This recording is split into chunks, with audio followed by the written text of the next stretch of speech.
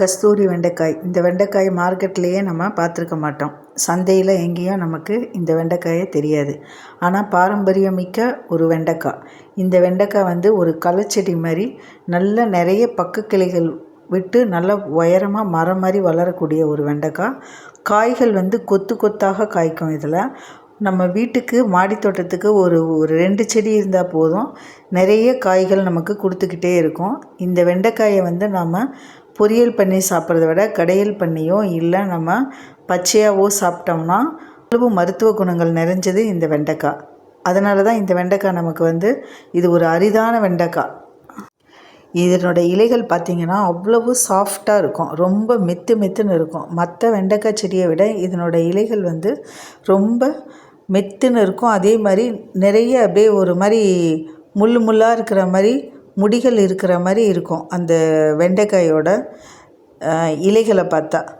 அதே மாதிரி இந்த வெண்டைக்காயோட ஒவ்வொரு அந்த இலையோட நடுப்பகுதியிலலாம் சிகப்பு கலரில் இருக்கும், தண்டும் சிகப்பு கலராக இருக்கும்.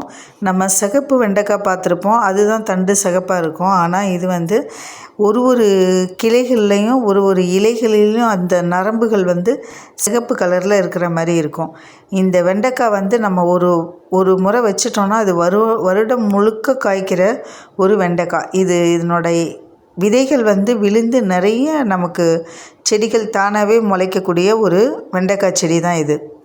கஸ்தூரி வெண்டைக்கு ரொம்ப பராமரிப்பு தேவையில்லை. இந்த கஸ்தூரி வெண்டையில் மாவு பூச்சி மட்டும் வரும். அந்த மாவு பூச்சியை நம்ம பார்த்து நீக்கிட்டோன்னா இந்த கஸ்தூரி வெண்டை செடி நல்லா வளர்ந்து நிறைய காய்கள் கொடுக்கக்கூடிய ஒரு செடி.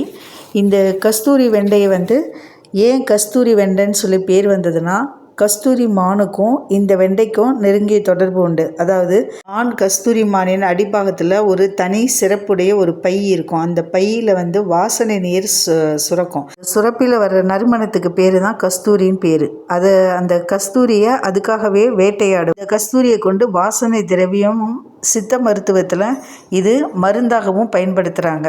ஆகையால் அந்த மருத்துவ குணம் இந்த வெண்டைக்காயில் இருக்கிற கஸ்தூரி வெண்டைக்காயில் இருக்க விதையில் இருக்குது. அந்த விதையில் எடுத்து அந்த வாசனை திரவியத்தை தயாரிக்கிறாங்க. ஆகையால் இந்த செடி இலை தண்டு வேர் எல்லாமே மருத்துவம் ரொம்ப நிறைஞ்ச இந்த கஸ்தூரி செடியானது வேகமாக வளரக்கூடியது. 2 மாதத்தில் காய்க்கும். ஒரே கிளையில் நிறைய கொத்தாக காய்க்கக்கூடியது இந்த கஸ்தூரி வெண்டை. இது நரம்பு பிரச்சனைகளுக்கும் இலையோட செயல்பாடு அதிகரிக்கவும் இந்த வெண்டைக்காய் செடியோட இலைகளை நாம் கொதிக்க வச்சு அந்த தண்ணி இதை கஷாயம் மாதிரி போட்டும் குடிக்கலாம். இதனோட இவ்வளவு மருத்துவ குணம் வாய்ந்த நம்ம இந்த வெண்டைக்காய் செடியை நாம் பாரம்பரியமான இந்த வெண்டைக்காய் செடியை மீட்டு எடுக்கணும். மீட்டு எடுத்து அனைவருக்கும் தெரியப்படுத்தணும். நம்ம நிறைய வெண்டைக்காய் செடி பார்த்துருப்போம், ஆனால் இந்த மாதிரி ஒரு அரிதான வெண்டைக்காய் செடியை நம்ம பார்த்துருக்க மாட்டோம்.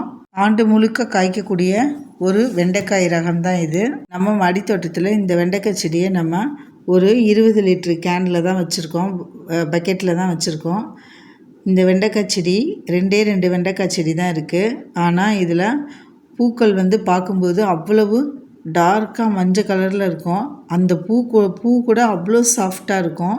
இந்த வெண்டைக்காயை நம்ம கட் பண்ணி பார்க்கும்போது ஸ்டார் மாதிரி இருக்கும். நிறைய வெண்டைக்காயும் பார்த்திங்கன்னா அது மாதிரி ஸ்டார் மாதிரி தான் இருக்கும். ஆனாலும் இந்த வெண்டைக்காய் செடியில் வெண்டைக்காயோட விதைகள் பார்த்திங்கன்னா சின்னதாக இருக்கும். இவ்வளோ தான் இருக்கும். இது நம்மளோட கட்டை விரல் சைஸுக்கு இருக்கிற மாதிரி தான் இருக்கும் இந்த வெண்டைக்காய். ஆனால் இந்த வெண்டைக்காயை நம்ம பச்சையாக சாப்பிட்டாலும் அதனோட அந்த முள்ளோட தன்மைகள் அதிகமாக இருக்கிறதுனால நம்ம இலசாக இருக்கும்போதே ஓரளவுக்கு இது சைஸ் அவ்வளோதான் வளரும். இது நம்ம கட் பண்ணி பச்சையாக சமைச்சி சாப்பிட்றத விட பச்சையாக சாப்பிட்டா இன்னும் சிறப்பு. இந்த வெண்டைக்காயில் பஜ்ஜி போட்டும் சாப்பிட்லாம். பஜ்ஜி போட்டு சாப்பிட்றதுக்கு ஏற்ற வகை வெண்டைக்காய்னா இதுதான். இந்த வெண்டைக்காய் சாஃப்டாக இருக்கும், பார்க்குறதுக்கு ஹார்டாகவே இருக்காது.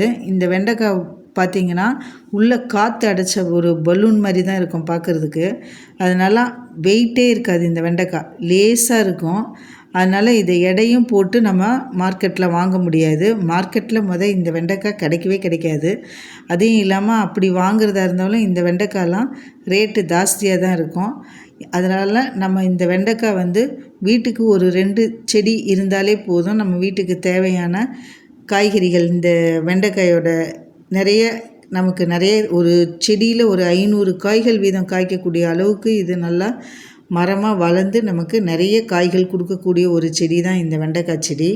சுலபமாக வளர்க்கக்கூடிய ஒரு வெண்டைக்காய் செடி தான் இந்த வெண்டைக்காய் செடி. இந்த வெண்டைக்காய் செடிக்குன்னு நம்ம பெருசாக பராமரிப்பெல்லாம் தேவையில்லை. ஆகையால் இந்த வெண்டைக்காய் செடியில் மாவு பூச்சி வராமல் மட்டும் நம்ம பார்த்துக்கிட்டாலே போதும்.